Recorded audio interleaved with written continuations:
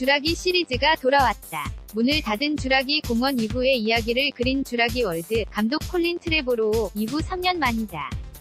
공원을 넘어 섬 자체를 지상 최대의 공룡 테마파크로 만든 영화 쥬라기 월드는 어벤져스를 꺾고 전세계 역대 흥행 5위에 오를 정도로 큰 사랑을 받았다. 그렇다면 쥬라기 월드 시리즈의 두 번째 편인 쥬라기 월드 폴른 킹덤, 감독 후안 안토니오 바요나은 어떨까? 쥬라기 월드 폴른 킹덤은 전편에서 일어난 소동으로부터 3년 후의 이야기를 다룬다. 쥬라기 월드의 무대였던 이슬라 누블라 섬은 전편에서 일어난 공룡 인도 미누스 렉스 탈출 사건으로 폐쇄됐고 지금은 공룡들만 사는 섬이 됐다. 하지만 섬에 있던 화산이 폭발해 공룡들이 멸종위기에 처했다. 전편의 사건을 겪은 오웬, 크리스 프렛과 클레어, 브라이스 달라스 하워드는 결국 공룡들을 구하기 위해 다시 섬으로 향한다. 쥬라기 시리즈가 반복해온 특유의 패턴이 있다.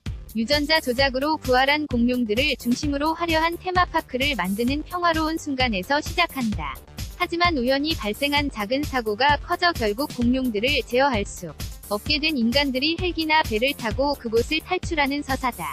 과학기술 발전에 따라 유전자 조작이 가능해지자 마치 신이라도 된 듯 우월주의에 빠진 인간들이 일면을 꼬집은 이야기다. 1993년 첫 선을 보인 쥬라기 공원부터 2015년 쥬라기 월드까지 테마파크는 20년이 넘는 세월 동안 그렇게 폐쇄와 재개장을 반복해왔다. 하지만 이제 테마파크는 없다. 폴른 킹덤이라는 부제에서 예상할 수 있듯 쥬라기 월드 폴른 킹덤은 스스로 만든 왕국을 무너뜨린다. 공룡들은 인간들과 함께 섬을 탈출해 새로운 공간에 도착한다. 도착한 곳은 바로 우리들의 집이다. 수많은 실패에도 끝내 반성의 기회를 잡지 못한 인간들은 여전히 이익을 쫓고 공룡들을 애완동물처럼 제어할 수 있다고 믿는다. 그리고 언제나 그랬듯 그 믿음은 아주 작은 사고를 만들어내고 그것이 결국 자신들의 목숨을 집어삼키는 걸 두 눈으로 지켜보게 한다. 무대가 바뀌니 장르도 바뀌었다. 공룡에게 쫓기던 자연 그대로의 섬은 비일상의 공간이었다. 섬에서 벌어지는 공룡과의 추격전과 숨바꼭질은 오직 쥬라기 시리즈에서만 경험할 수 있는 독특한 모험에 가까웠다. 하지만 인간들이 사는 일상의 공간에 공룡들이 나타나자 순식간에 공포 스릴러가 됐다.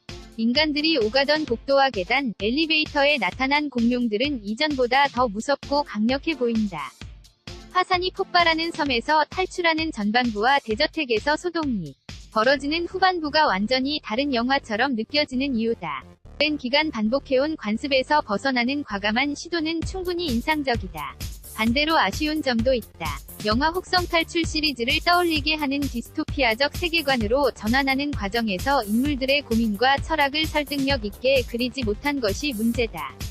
쥬라기 시리즈의 주인공들은 늘 공룡과 인간을 연결하는 매개체 역할을 했다. 누구보다 공룡을 사랑하지만 그들이 얼마나 무섭고 제어하기 힘든 생물인지 알고 있다. 그래서 죽을 고비를 넘기는 과정에서도 공룡을 이해하거나 소통하려 한다.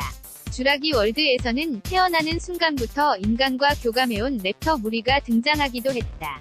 하지만 쥬라기 월드 폴른 킹덤에서 주인공들이 갖고 있는 생각과 선택은 이해하기 어렵다. 전편에서 테마파크의 시스템을 총괄했던 클레어는 뜬금없이 공룡들을 멸종위기에서 구해야 한다고 주장하는 공룡보호연대를 설립해 활동 중이다. 자신들을 수도 없이 죽을 위기로 몰아넣은 공룡들을 끝까지 보호하려는 태도가 어디서 나온 건지도 영화는 설명하지 않는다. 실소를 자아내는 주인공들의 좌충우돌을 지켜보다 보면 시리즈를 이어가기 위해 분투하는 감독 제작자들의 모습과 어리석은 영화 속 악인들의 모습이 겹쳐 보이기도 한다.